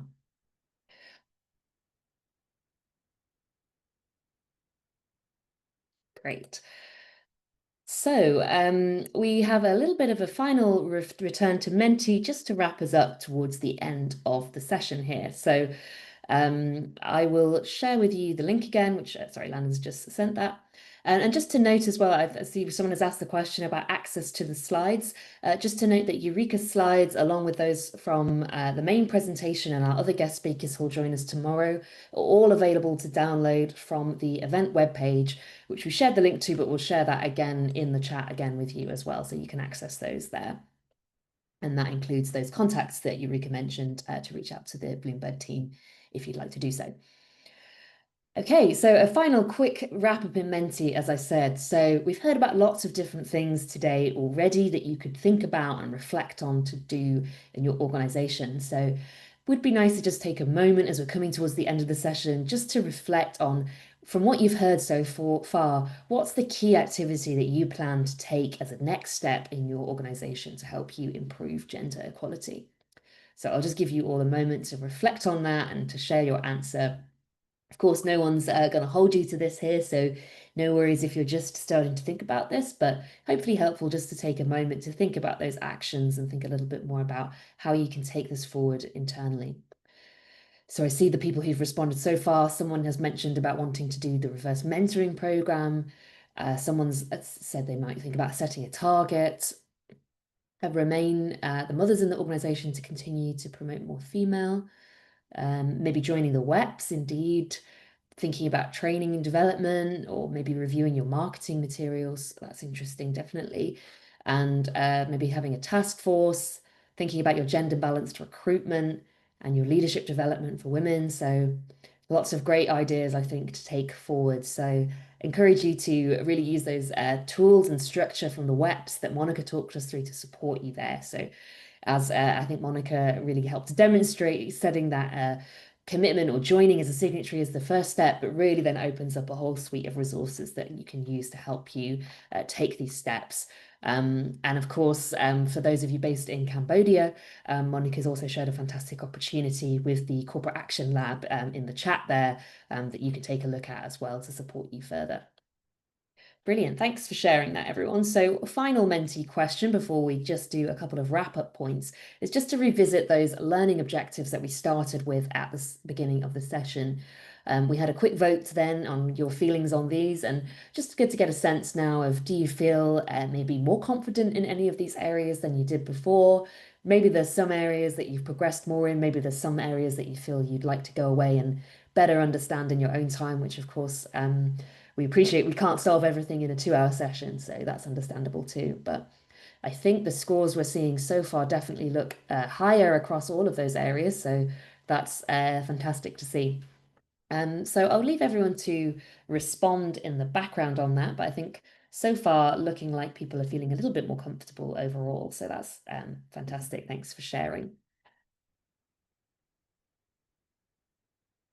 Okay, so just a few points to wrap up on. Just to recap, you do have access to a completion certificate for taking part in this training. You do need to take part in both parts 1 and 2 of the training as a complete program to access that. But if you can join us again for our part 2 session tomorrow, we'll explain more then about how to get your certificate after we've finished the training together. I'd also just like to share with you, and you can find these in the slide handout that you can download from the webpage that Landon has shared again in the chat, to access the contact details for each of the organizations that you've heard from today. And if you refer to the guest speaker presentations also available from that webpage, you can find their details there as well. But just to close us off, I'd like to say a big thank you again to Eureka from Bloomberg for joining us as our guest speaker today. And of course, a big thank you as well to Monica and the team at UN Women for your ongoing support and collaboration with this program. It's fantastic to have that partnership. And of course, a thank you as well to the SSE's official supporters who play a big part in making these programs possible. Last but not least, of course, thank you to the partners at this program, the IFC, Columbia University, UN Women, and the Luxembourg government who supported this program. Of course, a big thank you again to the Laos Securities Exchange, the Cambodia Securities Exchange, and the SERC for your support and hosting of today's session. We greatly appreciate you bringing us all together. And of course, a final thank you to everyone who's joined us here today for your fantastic engagement in the session. So we'll regroup again at the same time for our second part session tomorrow, where we'll be going into more about that implementation and communication and the financial lens on this. But for now, wishing you a good rest of the day, everyone. We'll end the session there and we look forward to seeing you again tomorrow. Thanks all.